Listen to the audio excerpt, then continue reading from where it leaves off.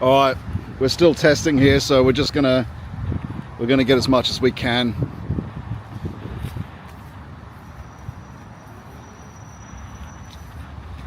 All right. Thanks for listening, everyone. I'm not sure how good this is going to be because I tried to get it to work on the lower signal broadcast, but I think I need, again, this is a temporary solution because we are obviously we have the problem with the laptop, but also there's a broadcast thing at home that this relay sends to. But what we're going to do today, if there's enough signal, is we're going to go to Newcastle Cathedral. Now, Newcastle is much like Portsmouth, I suppose. It's not the big port of Sydney, but it is the port of slightly away. A lot of money was made here through the trade. A lot of merchants became rich here doing their thing. And so we're going to walk up to the Anglican Cathedral that was purchased by the people of this region. It's quite a walk, but we lost a lot of time trying to get this to work. But we'll see how far we get. But I'm going to slot this into my kit so you can see where we're walking, because I need to test that too. So let's just chuck that in.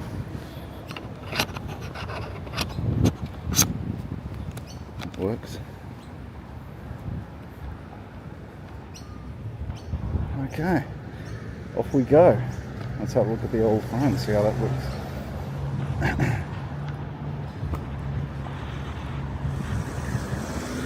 Should look pretty good. Should look pretty good. Street esotericism. Yeah, exactly.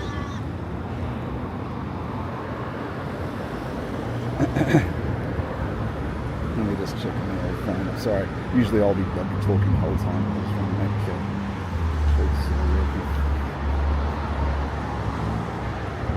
Oh yeah, it is working. Wow, looks pretty good. Looks pretty good, eh? Just need to get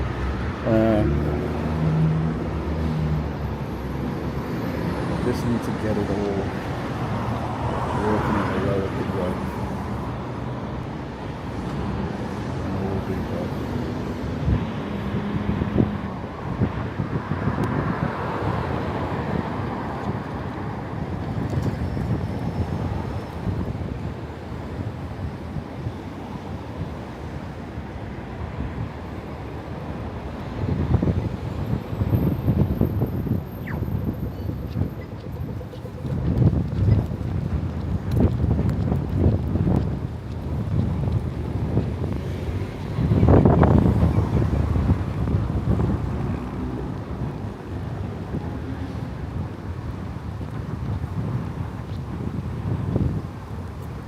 That's pretty steady.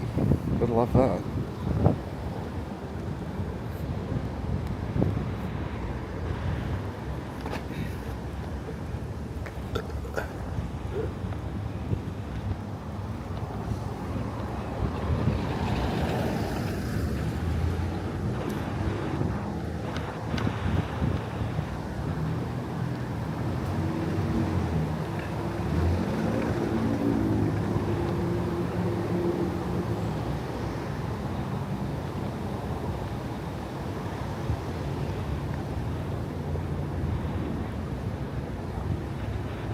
Okay.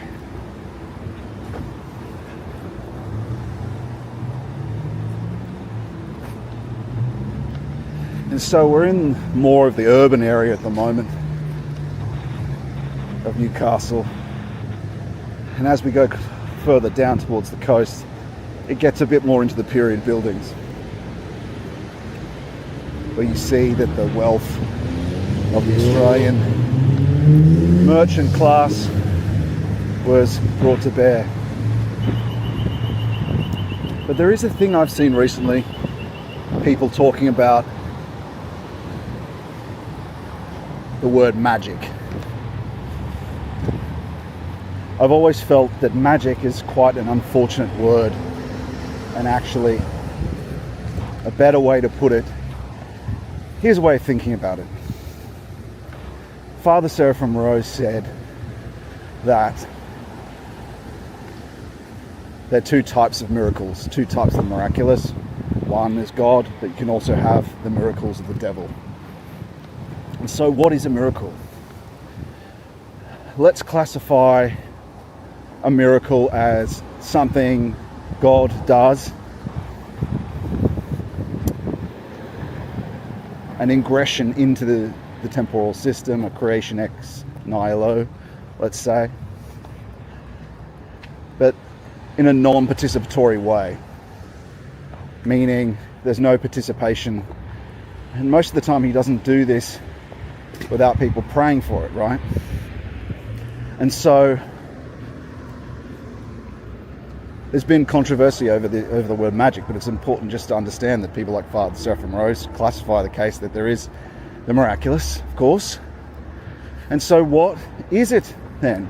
Some people say, and Valentin Tomberg used the term sacred magic. And so that gets tied up with the Faustian and collective magic of the devil. Now, what's the difference between, though, the miraculous, the two different types of miraculous we talked about, the devil's miracles, you notice that in the UFO phenomena, the devil's miracles and the Lord's miracles? Well, it's the word participation. So instead of using the word magic, let's use participatory miraculous, participatory miracle. And so what's a participatory miracle, a sacred participatory miracle or miraculous? Well, it means when you pray for something and it comes about, it's about your free asking for something, right? And also with the liturgy and what the priests are doing. But what is that fundamentally, and why is that fundamentally different to what Faustian magic and what devil, Faustian participatory miraculous, that's the devil, let's say? Well, think about it like, if you can see my hand, a loop down from divine will to loop back up. It's from him originally. You participate in what the Lord wants, and that leads other people to go up towards him. So it's from down upwards, right? Arrows coming down from heaven upwards from us, and you participate in it, but it originates in divine will only. And so that, as opposed to the participatory devil miraculous or Faustian magic or collective magic, is of the arbitrary will. It's chosen arbitrarily. There's no divine will involved. It's based on just what the subject wants in low temporality. And so a way of characterizing that is showing an arrow upward in steps from the bottom, trying to get to heaven, like the Tower of Babel, right? And so it's constructed and eventually falls when it goes too far. And so you can see clearly the difference there. And so whatever controversy there might be, there's a clear connection between, there's no magic things being involved in this in Christian Hermeticism. It's simply the sacred, participatory, miraculous. That's it. Also, there's another thing called collective magic. Let's call it the devil's collective miraculous. Again, I'm sure the devil does things without people participating in it, but the collective magic is something that's is not just the arbitrary will alone. It's the false gods of existence influencing groups of people, particularly with ideologies as well, to stir up energies and create what Nick Land calls hyperstitional effects, which manifest themselves in reality. And so that's the difference. There's no controversy. I never liked the word magic. I try avoid even saying it. So I think the best way is to say participatory miracle. And that's what we want to do. That's why we pray. So we participate in the miraculous healing of us by forgiving of us through prayer and praying for other people, we are participating. But it's because the Lord wants it. So the devil, Satan, Faustian magic, all that stuff, AI, it's all based on our own arbitrarily assigned will-based, unpurified will, based on what low humanity wants, before the will to power has been purified and transformed to a will to service. And so, yeah, it's very simple. That's it. But let's talk about some other things. Let's talk about, or perhaps before I'll talk about it, I'll just have a look and see how this is looking.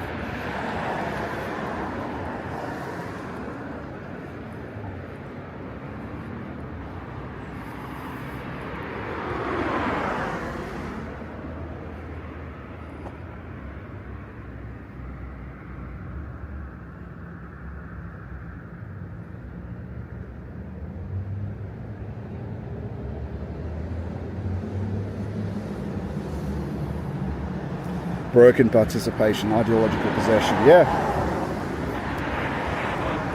That's a slavery. Then it just becomes the devil's miracles occur, right? Without, people sought freedom and became possessed.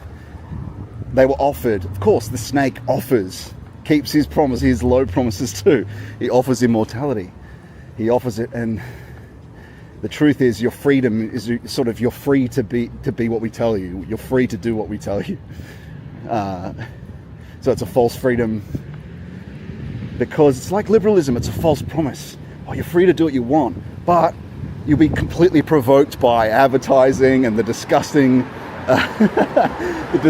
heterodox, disgusting, pornography OnlyFans, haunted day and night, because if you're without God anyway. And so you actually become a slave.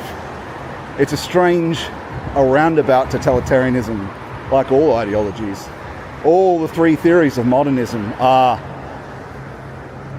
totalitarian, are not solutions. There's no solution to freedom and equality on the material plane. The only solution is to disclose and discover divine will and the sacred participatory miraculous, which is with the Lord Jesus. It's the only thing you can do. And that's where righteousness is granted to you, and the peace of righteousness in him, where your low desires are purified into disclosing what his divine will is, and then you can follow it. And that's what we should be solely concerned with: how to discern and disclose divine will without being deceived by the things that are actually closest to us in the subconscious. Because when people start these sort of practices, and this is why orthodoxy is so good on protecting people from imagination, and why William Blake is wrong about the imagination being divine. No, it can be redeemed through the process of purification, but people like him were not purified. That's why he was asking his wife if he could take a what do you call it? Take a, what are they called? Geisha. I don't know what the hell they're called. He was asking his wife if he could take a harlot or whatnot. Because you have to be purified first, right? And that shows, that's a sign that he's not purified. But so what is it then? So William Blake is a visionary, yes? But he's not an initiate. He's not a seer. He's a visionary. He sees things, but that doesn't mean they're true. That doesn't mean they're true, because what is imagination? When you first start with these practices, and the monastics would know this well, you will see things, but what they are is what Rudolf Steiner describes, is that they are projections. They're forward throwings into psychological space of the inner soul, with only some truth or some objectivity perhaps to them. And as you purify yourself, I think, yes, okay, I might maybe go up this road here. Oh no, I'll just keep walking down this strip. But as you purify yourself, you become more objective. But that requires the 3 O's. That requires poverty, obedience, and chastity. as the Beatitudes state, we must be poor in spirit. Only those that are poor in spirit will see the kingdom of heaven. The Luciferic imagination is like what's also called the atavistic clairvoyance. So it's corrupted, right? When you come out of your mother's womb and you're participating in the drives of sexuality and the will to power, until you purify yourself, this imagination then also needs to be purified, which is what the chastity oath is about. It's about not looking at images. It's about exact symbolism.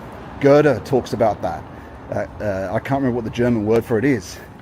Exact symbolique, or maybe that's French. But Goethe talks about that. And so that's part of chastity, keeping the bad images out, because they will... And the only thing that can really purify the imagination is concentration. And that's talked about in Unseen Warfare, edited by 2 Orthodox saints. And...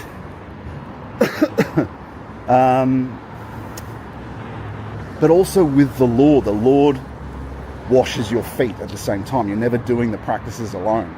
But the concentration is a very important part of it. And so eventually you have to face that region of lies on the way out. So you have to be very careful.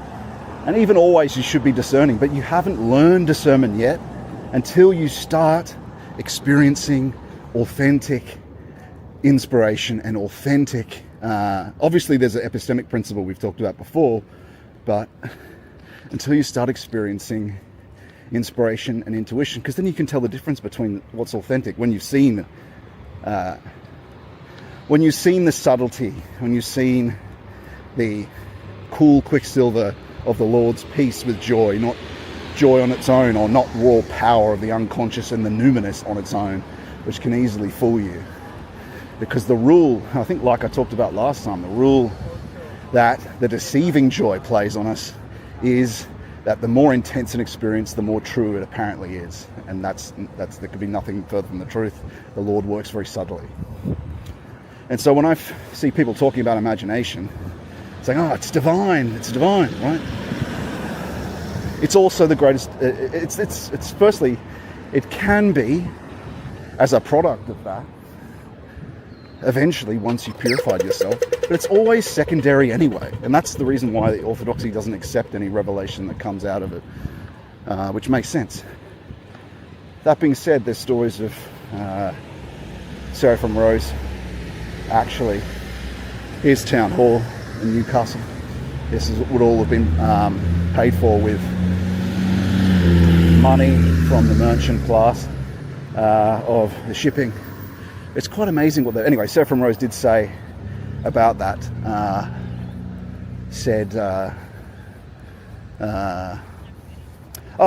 That confirmed that certain imaginations were authentic. But he had those, of course. He had, being a father and a monastic, he had certain capacities that allowed him to do that. So it's not that that's accepting as revelation, but he's still confirming people's visions of a certain saint, saying, yes, that was the saint, you know. So it's not like a complete barring of all that. Also, with 2 Orthodox saints editing Unseen Warfare, they don't edit out the part where the Western priest is talking about contemplating visually the parts of the Passion. And so I would have thought they would have edited it out unless they thought that was not right to contemplate something. And then clearly he's talking about visualizing it. And so, yeah, that's pretty interesting, hey? It's quite amazing what they did in this country so quickly. Incredible. It was only in sort of 18...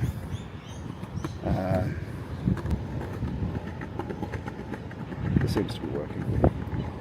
It's only in sort of 18 something, that it's only been around for about 200 years. But incredible when you look at even the old footage in the Victorian age, how things have changed so fast. But we're going to keep walking. Seems to be coming through pretty clear. But yeah, we're going to have to work something out to get a better compression going, because yeah, we'll just walk to this cathedral and see if it holds up. Whoops, shit.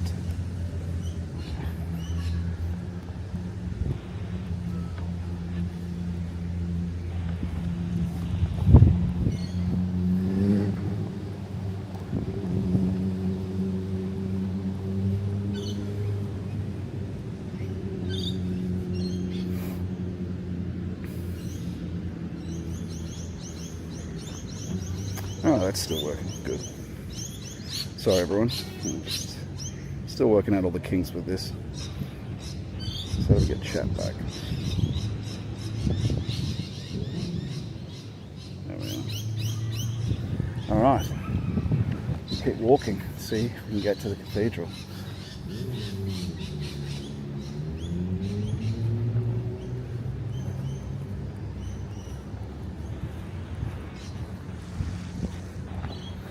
Might as well test this, how quick it is to take off. Say hello. Ooh, it's starting to rain. Shit. Maybe we'll have to wait this out somewhere. But here we are. Oh shit. I don't want to get this camera wrecked.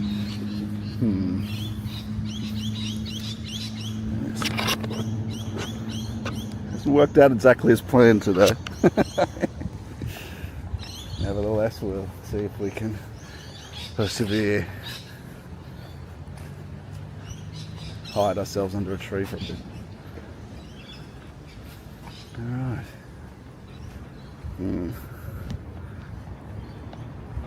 Actually, I might hide you under the old jacket. You guys can lie down under there.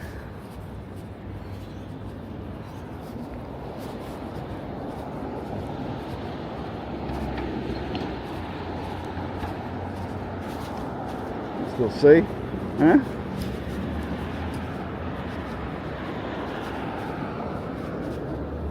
Alright, up the hill we go.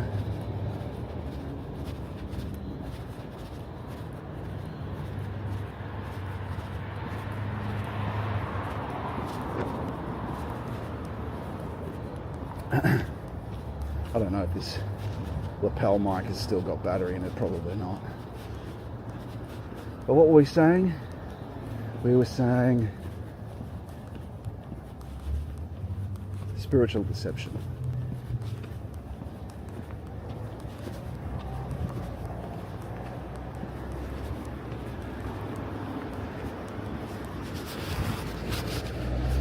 Oops. And so there is this tendency, just make sure this doesn't get wet. There is this tendency in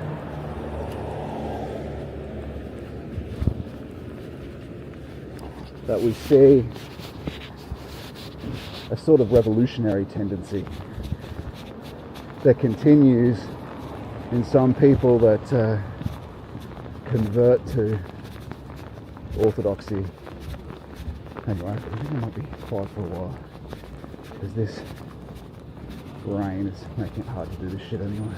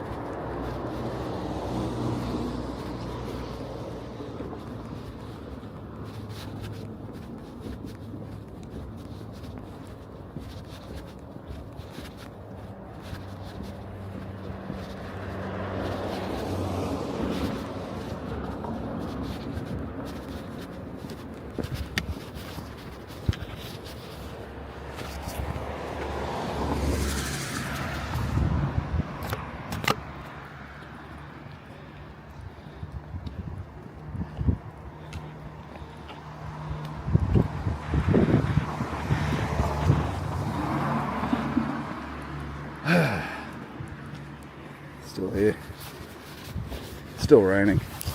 Sorry everyone. But we're going to push on, at least get to this friggin' cathedral. Bit of a disaster today, but all good.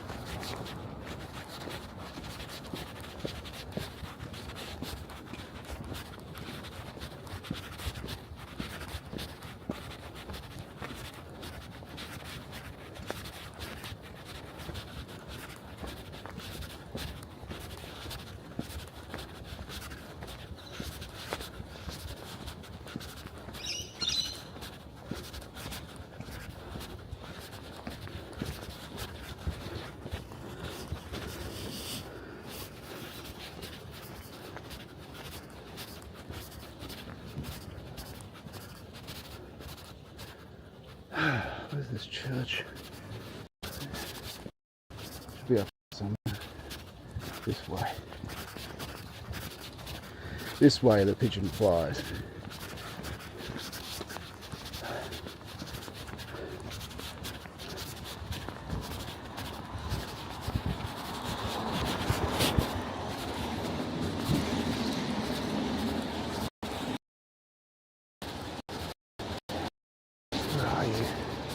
I think down here somewhere, not far now.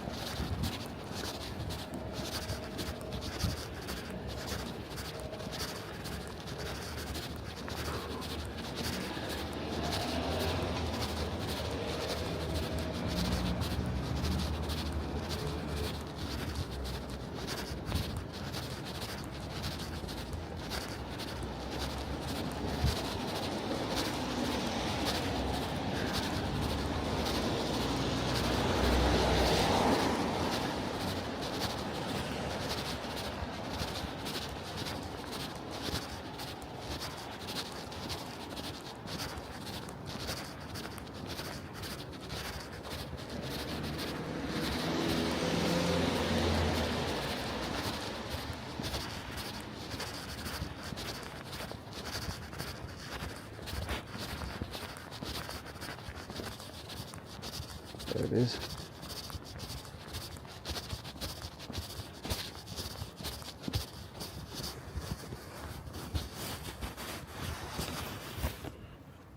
Okay.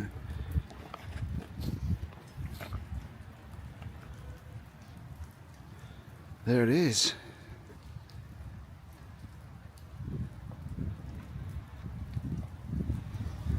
In the distance there. If it's even still coming through, it should still be coming through. It's been raining, guys, so I've had the camera hidden under my coat. It's the only way. But we'll have to go back into that mode to finish our walk there as well.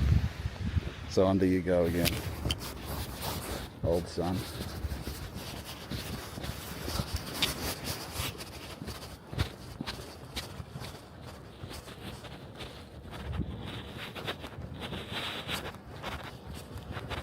Fortunately, don't have the coin to be able to risk having rain destroy the camera. I'm not sure this is still working, this microphone. Anyway, there we go.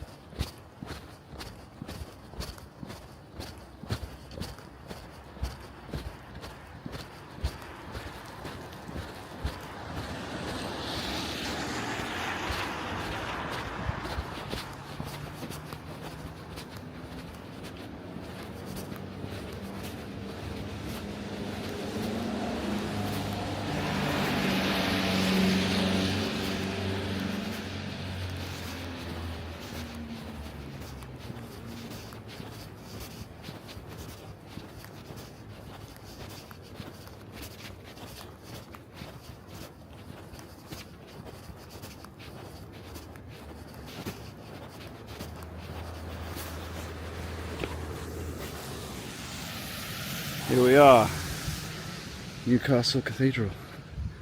Thought I'd just quickly get it as we go in, get it out of the rain.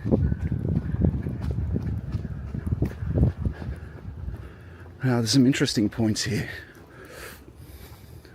that we'll get into once we get inside.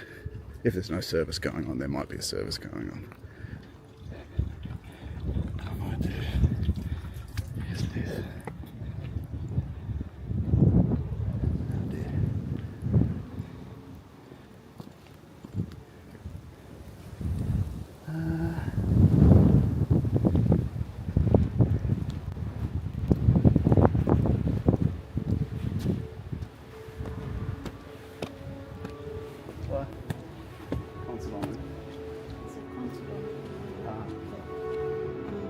It shouldn't be too long before it's finished. Just check with the guy who's got the camera there. He'll say yes, you can come in. I might have to wait up the back door.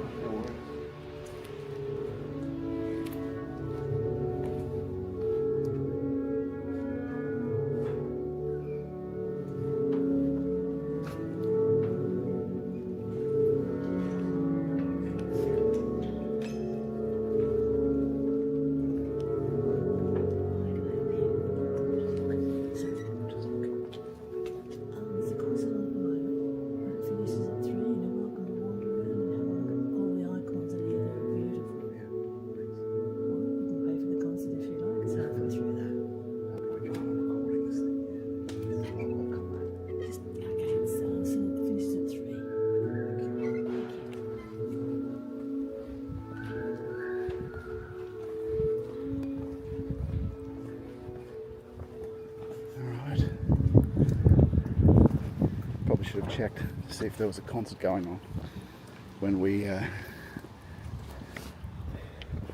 before we came. Let's get a look at this view before we maybe go to the fort. I'm not sure yet. I have to check to see if this equipment's still working. Let's have a look. Alright. Well, everything's still working, I think. Let's have a look. See if that's still broadcasting.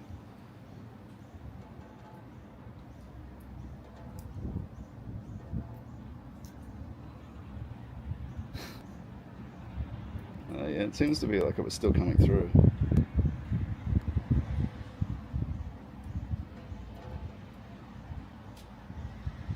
Oh, he's in his pocket right now. Yeah. Yeah, exactly. Well, there's a concert going on in the cathedral. What is actually interesting about this cathedral, and we'll have to come back another time when something's not going on because there's people listening there and we can't talk to camera.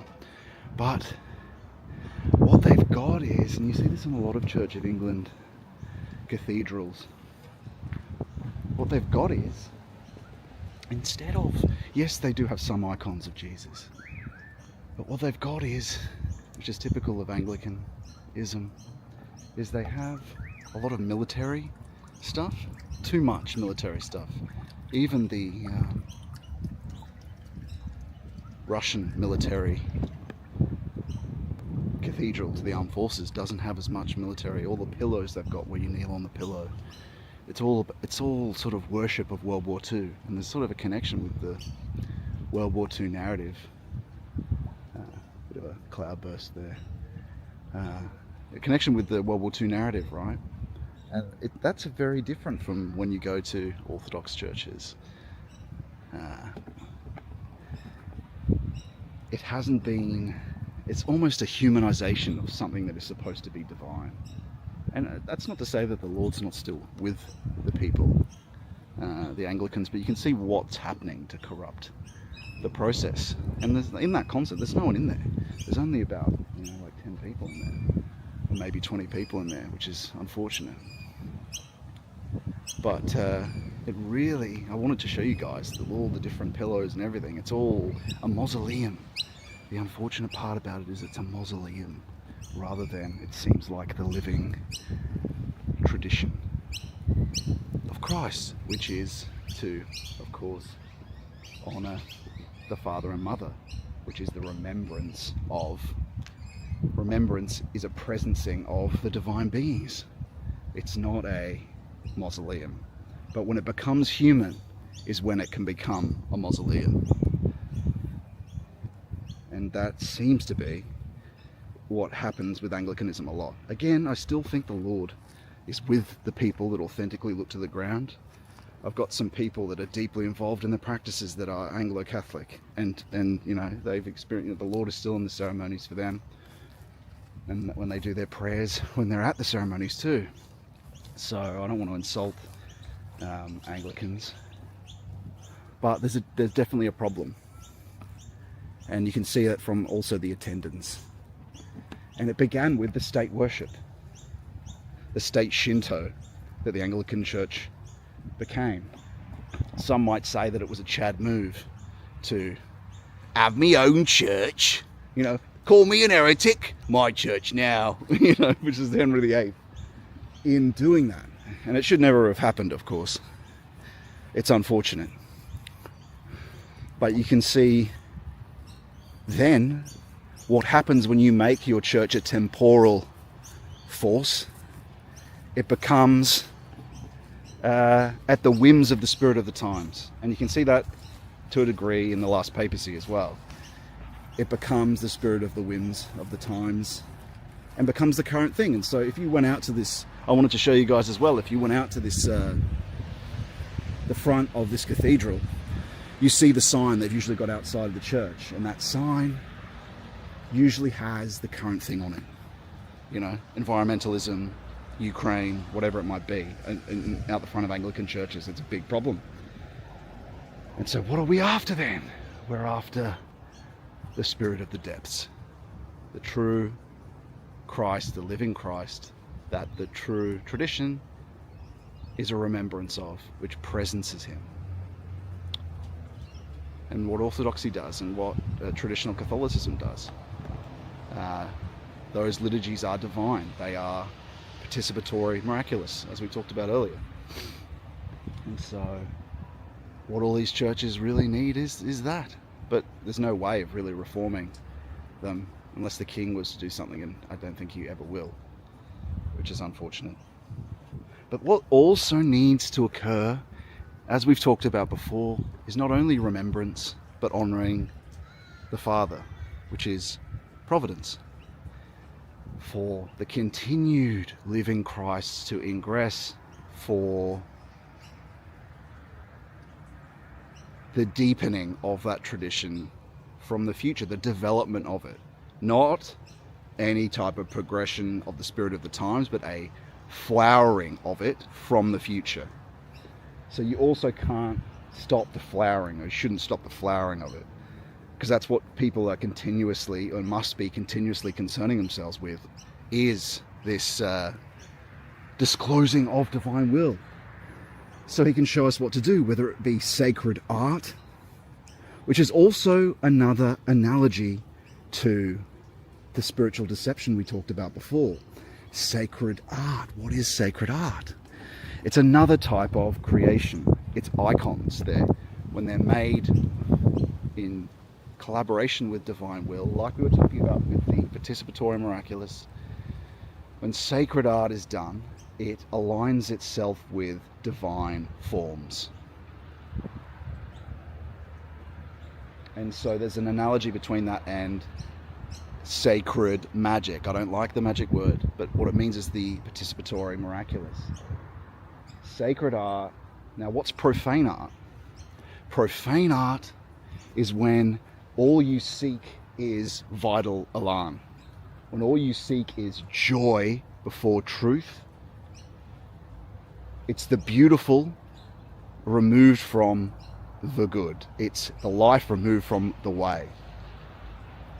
What is the beautiful? The beautiful is when something's beautiful, when a statue's beautiful, it's to do also with where consciousness is now. Like when, based on how it developed.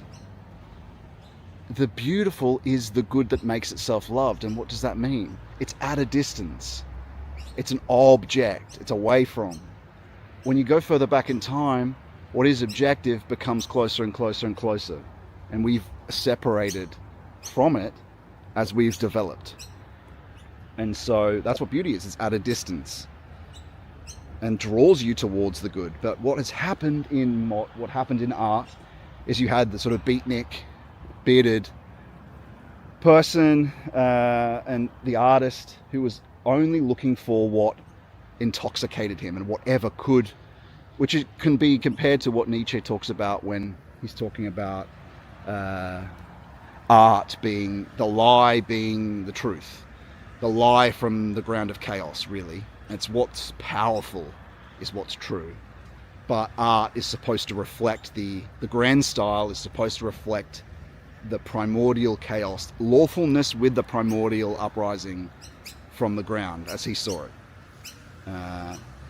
which is chaotic before order's brought to it. Because he's trying to bring chaos back into what he sees as a dead, which it was at the time in modernity, a dead propositional, dead idea superstructure. So his objections were legitimate. He was addressing problems, it's just the wrong answers to them. But the point is, what's going on? Well, you have an artist who has a subjective. He's looking to intoxicate you. He's looking to just create something that gets him money, that draws your interest, that gives you vitalism, but it's without truth. That's the danger of it. It's like we were talking about before. So profane art doesn't seek the truth of what's a divine form. It just seeks what gives you vital intoxication. And that's what they're after. And so you can go the other way though. You can go the way of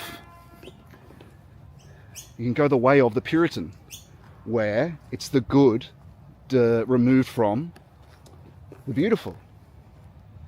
What happens when you remove the beautiful from the good, rather? Well, you lose life when you remove Mary from everything. It becomes a dead sort of propositional, duty-bound, lifeless dogma, which is represented by the state of things when, just before Christ, the Phariseeism, the dead, slithering logic of the Pharisees that was adapted to the world, but also it's just dogmatic legalism. That's what happened, and what happened with Puritanism. And so you can't separate the way, truth, and life, but that's what occurred. And it happens with the denial of the Virgin Mary. It happens with the denial of her virginal Zoe. Virginal, well, it's, of course it comes from Christ, but through her. It's always through her. Christ comes through her. Because we have to be like her. Let it be with me according to your word. And you could add to that, will. And so there's so many ways that things can go wrong. You can lean too far in one direction, which everyone's seeking to do now, into vitalism without truth. Ooh, that's a lot of water. Or you can lean too much into, I just saved the camera there. Or you can lean too much into the strict legalism where you become deluded and also you lose life. But you can see how that's happened in scientism and materialism, a different kind. But you can go the other way. And so what's going to happen now, and what we see happening now, is, you can see, get a good look at that, right? Yeah. Oh, that's on Zoom. You can see it, it's all good. False spirituality is coming. And so I saw some posts today that are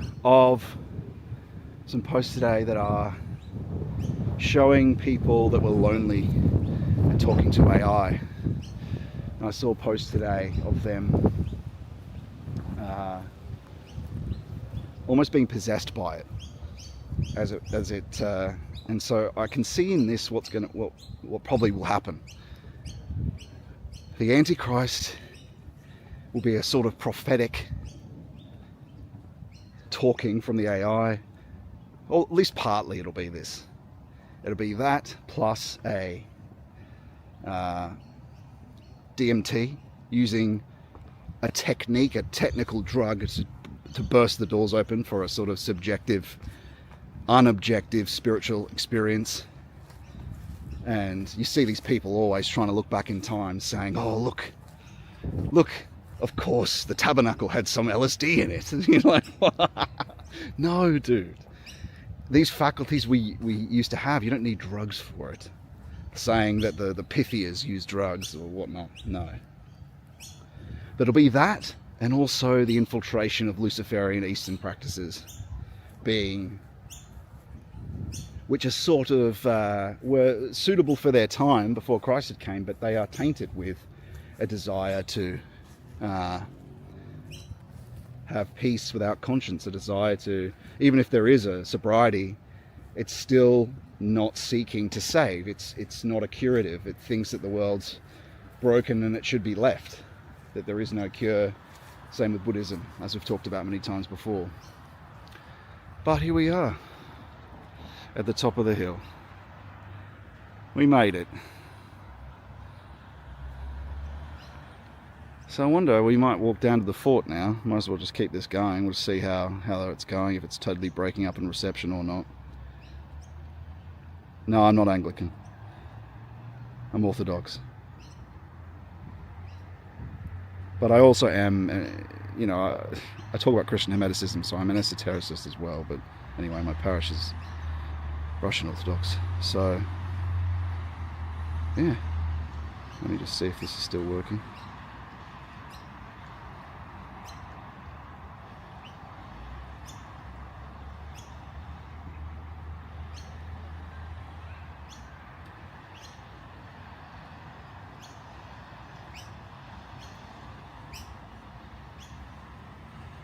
Yeah, it's still working. I guess we could walk down to the fort. It's a pretty clear signal. Had a good chat there. Good test.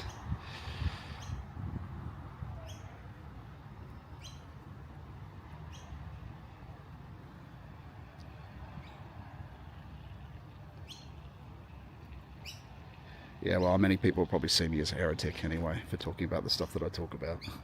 Anyway. Best just to see me as a Christian Hermeticist. But I'm the great friend of the traditional Christianity. Anyway, well, let's go try walk down to the fort. And just to continue this test since the rain stopped. And where were we? We were talking about, I'm sure something will come to us. Another thing we should talk about. That is a great problem, isn't it? The Shintoizing of the Anglican Church, you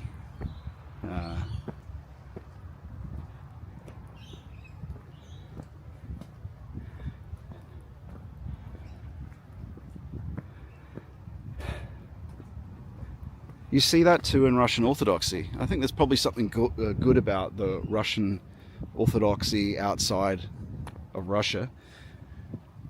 Because it's separated from the Russian state, you wonder how many problems there are with the Russian Orthodox Church in Russia due to Putin and his influence on that church.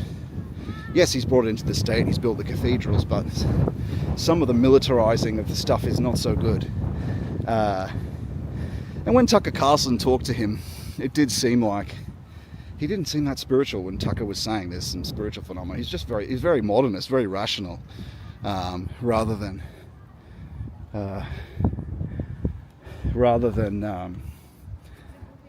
having a deep spiritual understanding of these problems or seeing things from the depths. And so what are we seeing now? When war and a sacrifice in a war becomes your new Christ and your new God, well, what happens to the actual access to Christ? And is this going to hurt Orthodoxy as well, the Ukraine war? But look at what's happening with the Iran thing. And so I have to just say to all young men, of course, people that watch this channel wouldn't do this anyway, but do not sign up for the military. And if you are, and you get called up to go overseas and fight for Jayville, do not disobey the order, take the prison term, or go to Canada. Go AWOL. Because, mate, you might think, oh, it'll be all right, I'll just deploy and this problem will be solved soon. No. There will be some people that die, and in the moment of your death, as you're lying on the ground in a pool of your own, blood or whatnot, you're going to wish you went to prison instead. And because you can just worship Christ in there and do the practices we're talking about. You can be free in the prison. You can certainly be free in the prison and move beyond the bounds of the walls of the prison. Christ is true freedom in the spirit when these faculties awaken for you. And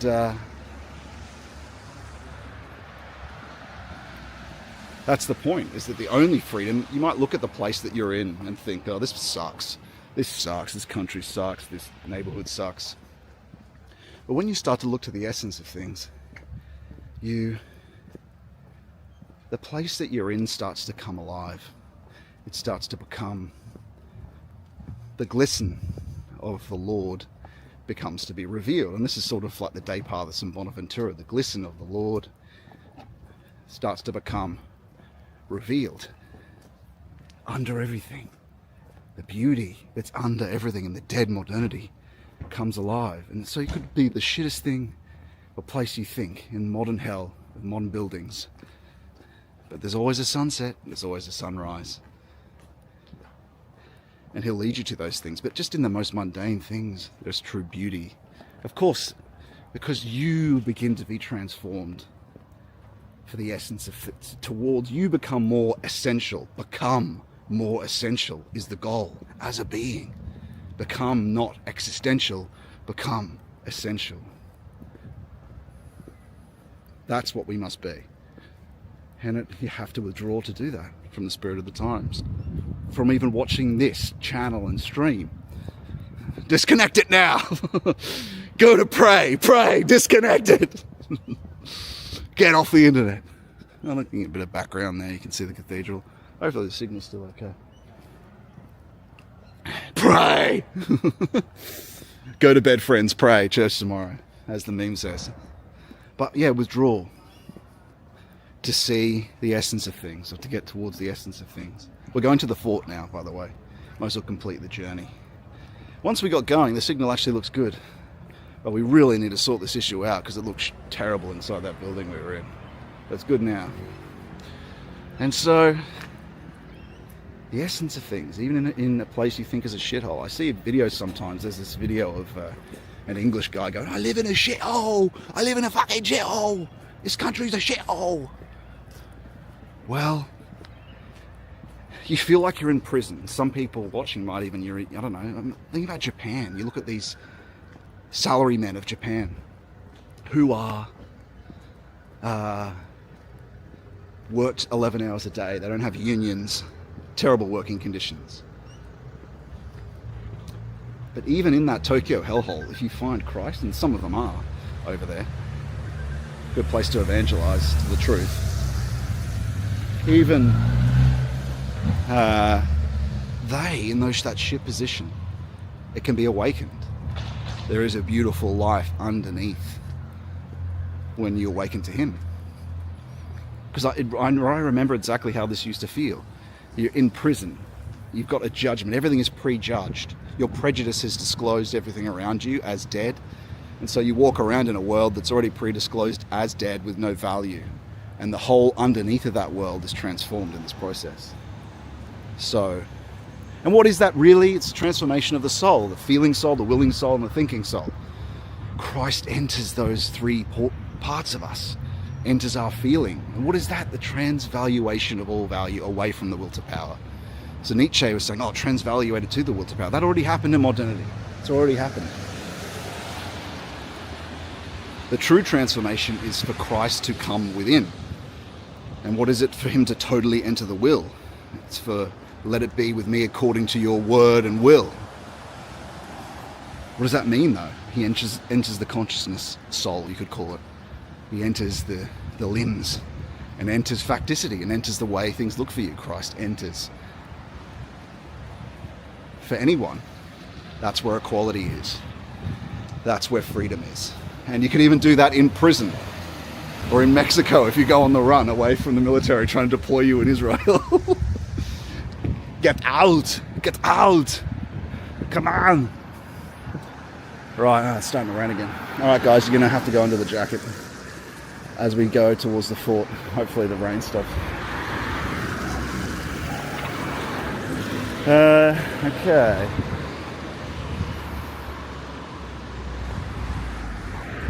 We'll do this for a bit.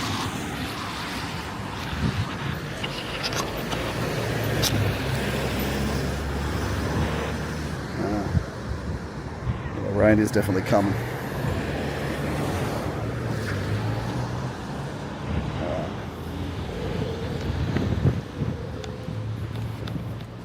Here we are.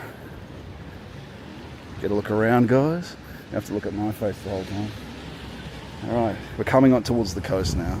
I can see a bit towards the down the old streets there, the old period houses. And there's the cathedral in the background there. But I'm going to put some of my jacket for a bit. Alright.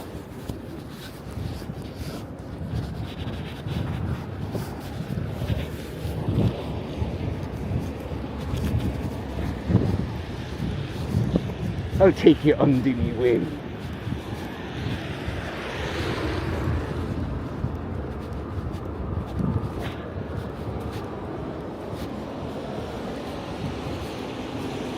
The fort might be further than I thought it was.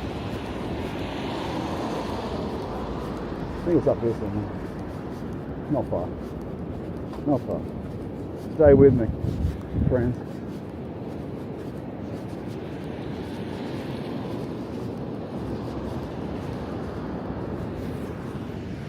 Look at that, eh?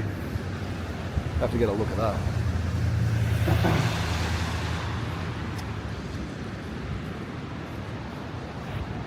The coast of Newcastle. Very nice. How's that, eh? Don't say I don't ever take you anywhere. I don't know if this mic's probably dead, so maybe it's coming from the shit mic. Anyway, nevertheless, we'll continue on. Hopefully this will hold off a little while.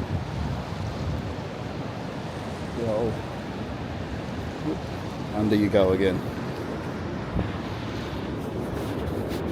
Oh, you might go and just quickly look at that beach. Nice, eh?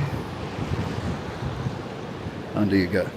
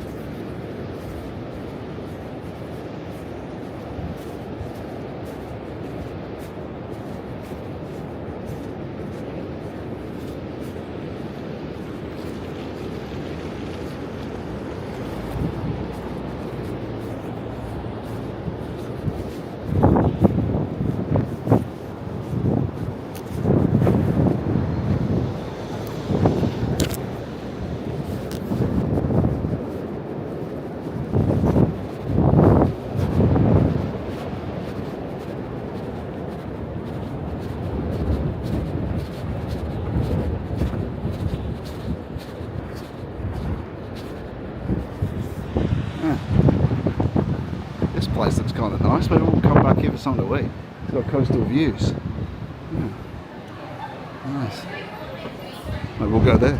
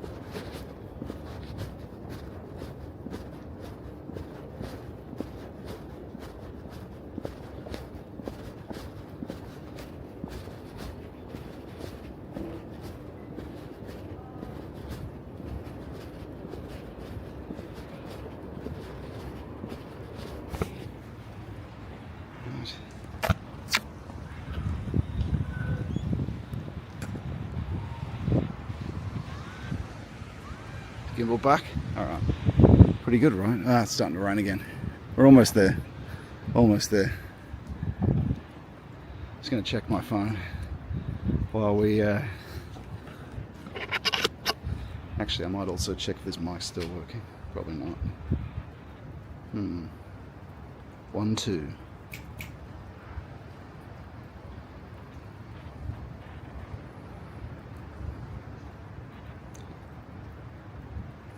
There's probably still something coming through though. Let me look. Let me look.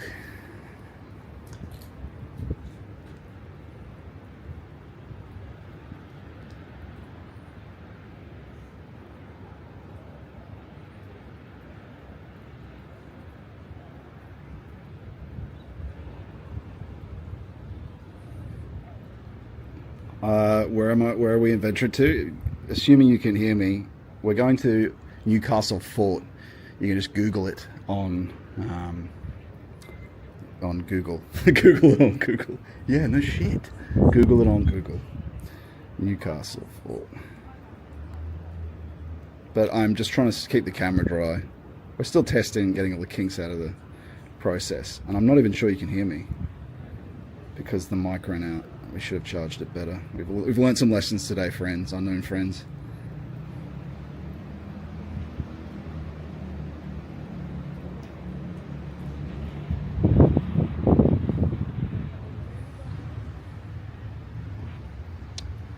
It's still raining. Alright, I'm going to keep walking towards it though. I'm going to keep pushing onward to our destination, which is this way. And I'm not even sure you can hear me, but I'm pretty sure I would have gone to camera audio if the mic's dropped out. But hopefully you've heard some of the stuff I've been talking about today. There's some good bits and pieces in there. With the Lord's grace, the Lord's help, I think I articulated some decent things. Oh, there's a beautiful Zeta bird just flew past. Always at those convenient moments. Sometimes. Not always, but a lot of the time. Birds are impelled by the Lord, especially even this morning. Again, you can't be 100% certain of it, but you discover that these things begin to happen way more than just random chance. Like I said this morning, I said, Lord, have mercy upon me, and one just flew right at me. And no birds never flew at me before. So it's not just a matter of noticing it. It's really something that becomes, the more you do the death practices, the more, again, you have to do it a lot for this to start to disclose itself to you. And pay attention to what birds are doing. There's the reason why the ancients talked about the birds. Before Christ, though, those birds and the things that we communicated weren't to be trusted because they were influenced also by, because the macrocosm hadn't been completely healed yet. So, but now it has been. So it means that the Lord certainly, the birds are obedient to the Lord. And especially symbolically, things are communicated through it, or can be. If you understand symbolism, considering the bird and what it might represent as you, what they're doing, in terms of your soul state, how your spiritual development's going and what's occurring, they can often reflect that symbolically. And I could give a few examples of that, but I don't know if I want to do that 100% publicly. But you'll notice that. So if you are doing these practices, just keep your eyes on the birds, and then also understand symbolism. You could read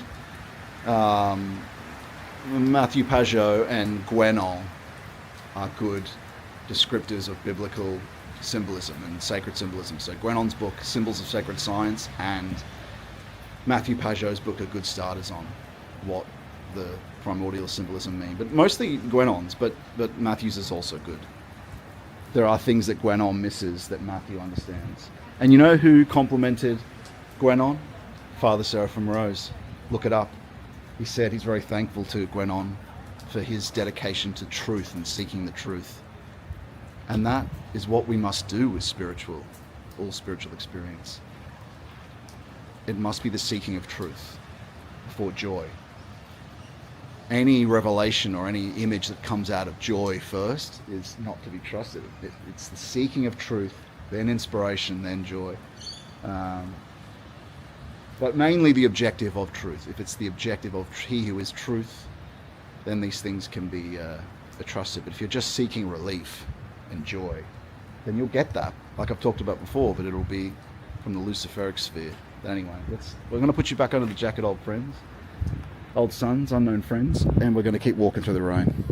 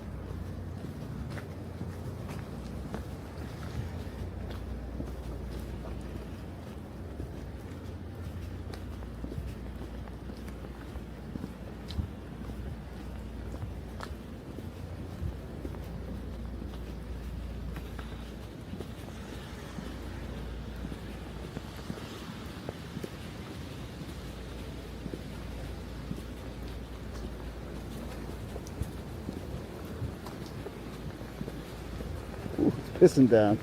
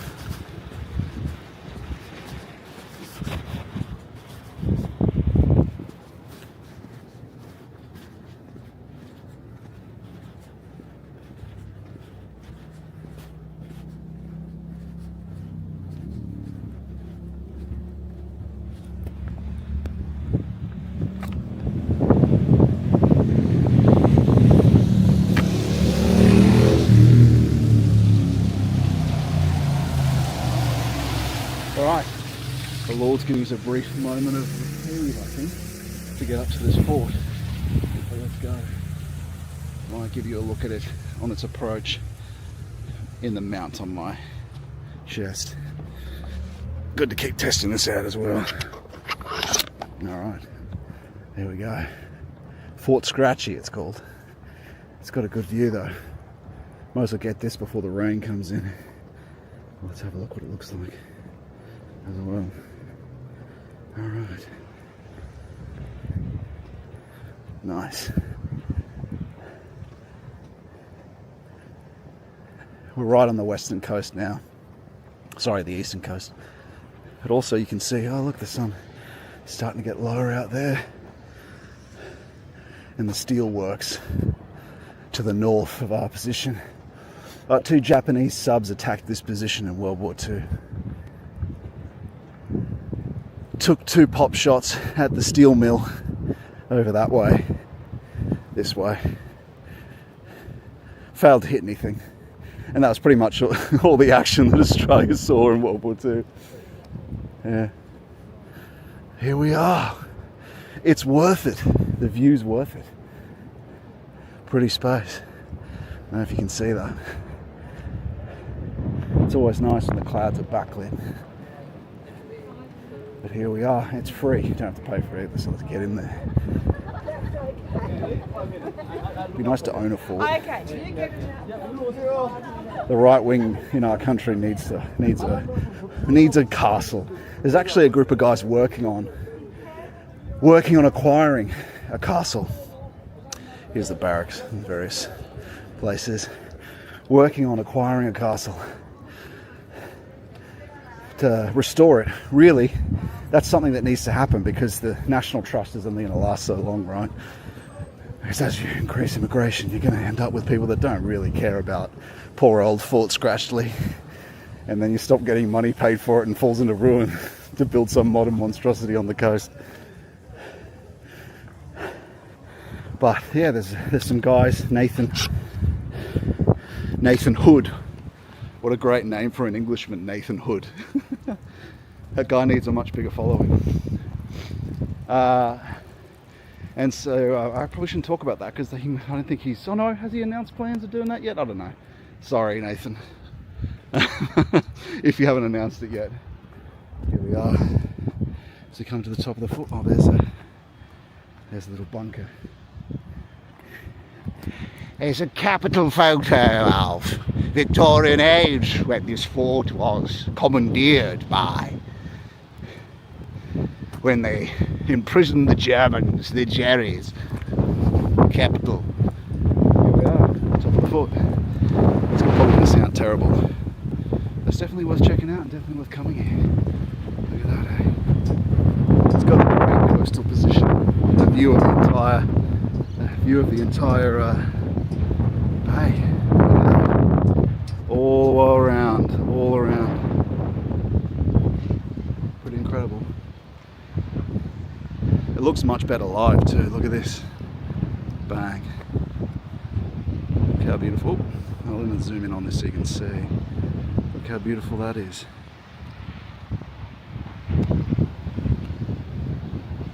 Pretty good. Yes. Here we are, the end of our journey point, and the Lord, look how much rain it should be raining. And just as we came here, just as we got here, the Lord, probably, I'm not going to say I know for sure, but it seems like the Lord helped us there. It seems like the Lord helped us there by letting that rain just settle. So there we are. That's the end point of our journey. Let's go for a walk around it.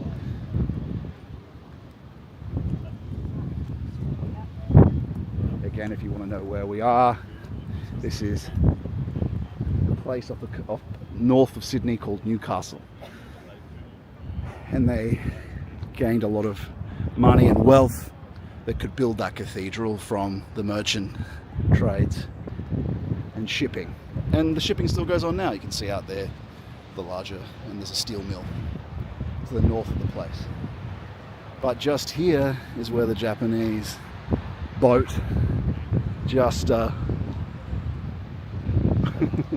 just here off the edge of the bay. Above that, where that building is, on this point, or whatever they call these things, around there was where the Jap sub was. And they just missed it because it went behind this, whatever you call this. And so they couldn't see it. And then it was shooting out this way towards the steel mill. And now it's just a paradise. And really the truth of that, and you're seeing this a lot more recently, is people, at least in England, moving out here because of the cost of living. You see a lot of videos about that. And even when you look at the Big Mac scale, it's still better.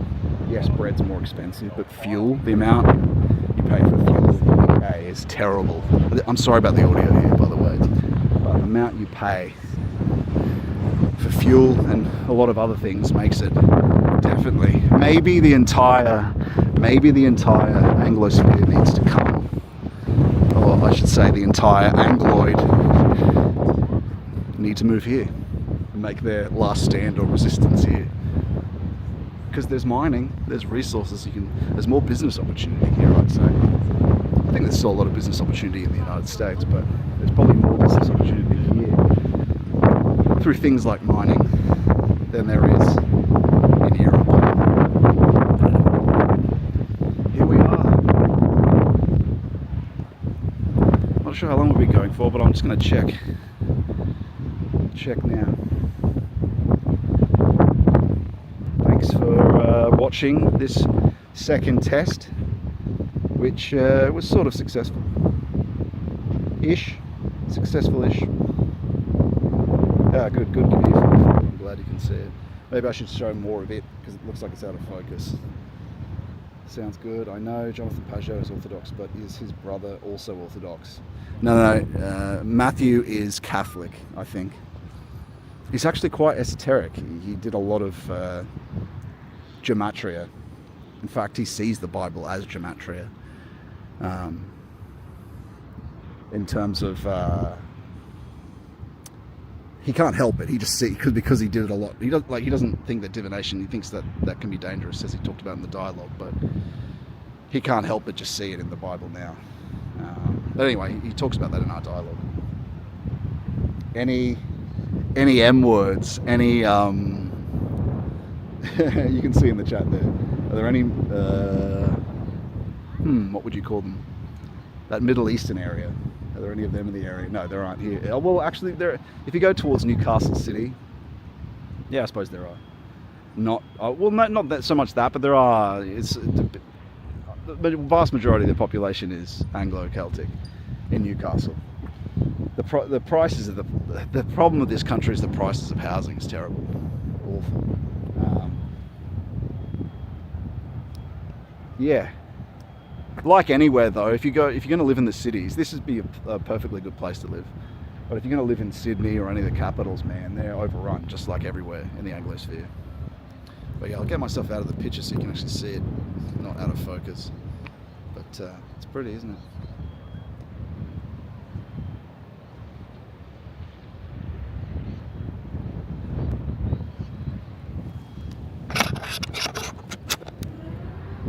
And I'm just going to walk around it and test this rig, see how smooth it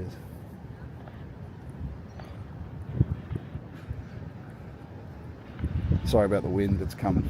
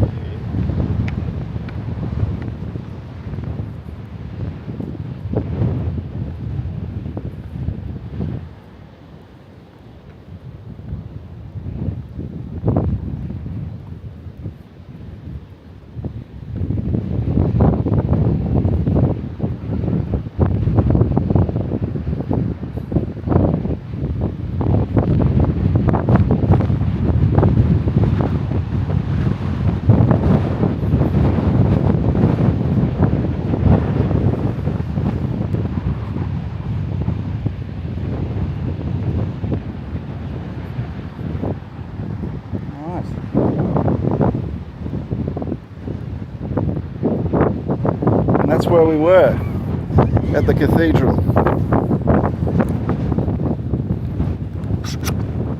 Over there.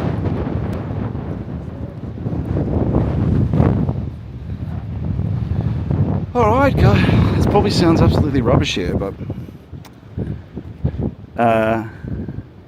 well, I'll go somewhere that's out, there's no wind. I can get it out of the wind a little bit. Well, I'm going to call this a success in terms of testing everything. Usually we've got different segments of the show, but the point is to be able to it not be raining so we can sit down somewhere with a laptop, which we need help with. If you could go to my last video. If you enjoy our lectures and enjoy our content and are liking this is just showing a direction of the IRL content. We didn't get to do any of the segments today because of the rain, but also because of the laptop situation.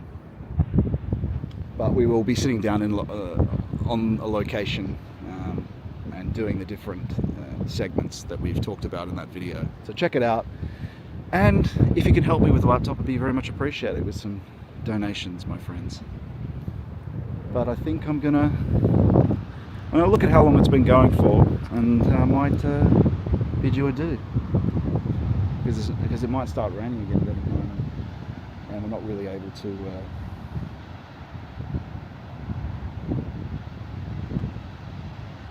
yeah, the laptop's someone asked, did something happen to your laptop? Yeah, it bricked, unfortunately. So I'm only able to broadcast in a temporary situation with the lectures I just did. So if you go to the latest video and go to my Give, Send, Go, that'd be really appreciated if you'd be willing to donate to it to help me be able to keep doing the streams. It would be much appreciated. Yeah, of course, it's up to you, but it would be, yeah, I can't do it without a laptop. I can't keep doing what we're doing, or I'm going to have to wait a very long time to be able to get one. Yeah. But we only actually need another 500 Australian, which is like 300 US, and about 200 pounds, because one of our chief patrons, Richard, Miriam, who's an executive producer on the project as well, has put up some money. So if you would be willing to get us over the line, it would be much appreciated. And anything that goes over the amount, of course, will be invested in the program, making it better. But yeah, wow, look at that, as the sun comes out of the clouds. So the link to that, if you just go to givesendgo.com/unknownfriend, or go to the video tab on this page and go to the latest video, and there's a link in the comments to donate to that, and to help me to be able to keep doing this. And this is just a taste of what it's going to be. It's been interrupted by, of course, all the rain, and we're not able to stop and actually do the segments because there's all this preparation that goes into the stuff we want to talk about. I was just talking on the fly based on what came to my head. But you know, maybe we can go down into the museum and have a look at some of the exhibits here before we cut off. Might as well. See how the signal keeps up. There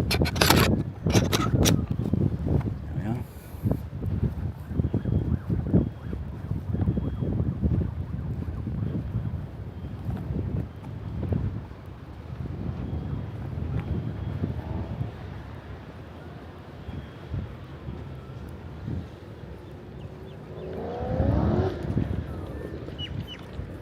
There you go.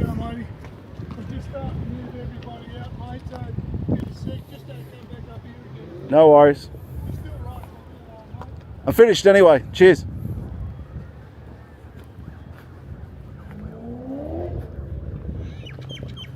I guess we won't be able to look at that exhibit then, after all. Yeah, it's like retired people. As you see, a lot of aging boomers look after these National Trust properties. Who's going to do it after they go? I don't know, other retired people, I suppose. I wonder if they're closed. Looks like they're closing the museum anyway. Anyway, I might find somewhere to rest this down and turn it off then, friends, if we're not going to be able to go inside.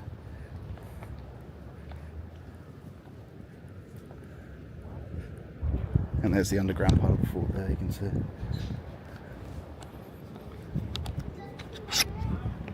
How's it going? Have a look.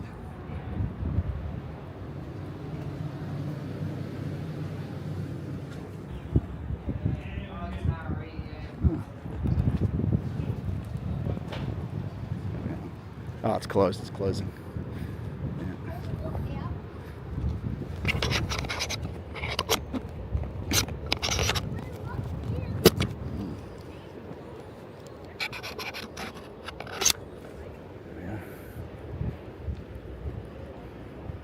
Hello. How you going? Good, thanks.